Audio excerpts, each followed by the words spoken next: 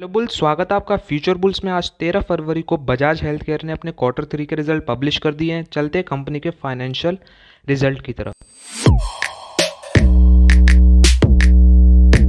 आज के रिजल्ट की तरफ सारे फिगर्स को रुपीज़ इन लैक्स में दिया गया। हम आपको रुपीज़ इन करोड़्स में कन्वर्ट करके बात करेंगे।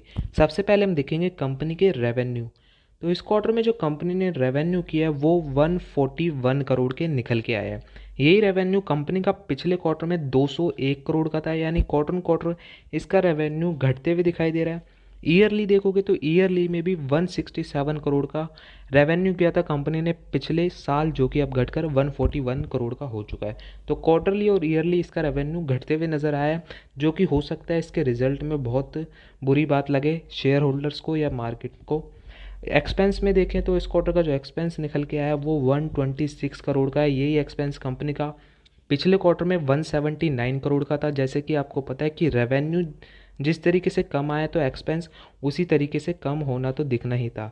और ईयरली देखोगे तो 144 करोड़ का एक्सपेंस किया था कंपनी ने पिछले साल, जो कि अभी तक 126 करोड़ का है। तो एक्सपेंस ऐसा कुछ खास नहीं लगे अभी तक, ना ही कुछ कम हुए ना ही कुछ बढ़े। अब हो सकता है प्रॉफिट कुछ अलग ही आए। तो प्रॉफिट अब देख लेते हैं। तो प्रॉफिट फॉर द पीरियड पे आने के बाद इस क्वार्टर का हमें प्रॉफिट दिख जाता है, जो कि है 11 करोड़ का।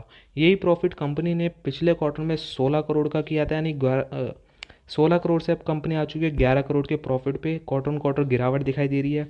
ईयरली देखोगे तो ईयरली में भी गिरावट दिखाई दी है। कंपनी पिछले साल 17 करोड़ के प्रॉफिट पे थी, जो कि अब 11 करोड़ के प्रॉफिट पे है।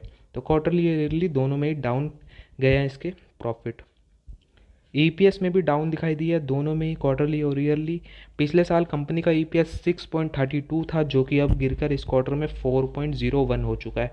और पिछले क्वार्टर में 5.93 का ईपीएस था, जो कि अब गिरकर 4.01 का हो चुका है। तो कंपनी के बारे में बता दूं, कंपनी बजाज हेल्थ केयर है, फार्मास्यूटिकल का ये बिज़नेस करती है। स्मॉल कैप कंपनी है, 1000 करोड़ का मार्केट कैप है कंपनी का। मैं बता दूं कि कंपनी फंडामेंटली बहुत अच्छी है, बिज़नेस भी बहुत अच्छा करती है। फार्मास्यूटिकल की हर कंपनी में से ऐसा नहीं है कि हर कंपनी अच्छा ही बिज़नेस करती हो, पर इसके फंडामेंटल को देख के मैं ये कह सकता हूँ कि कंपनी बहुत अच्छी है और इन्वेस्ट के लायक है।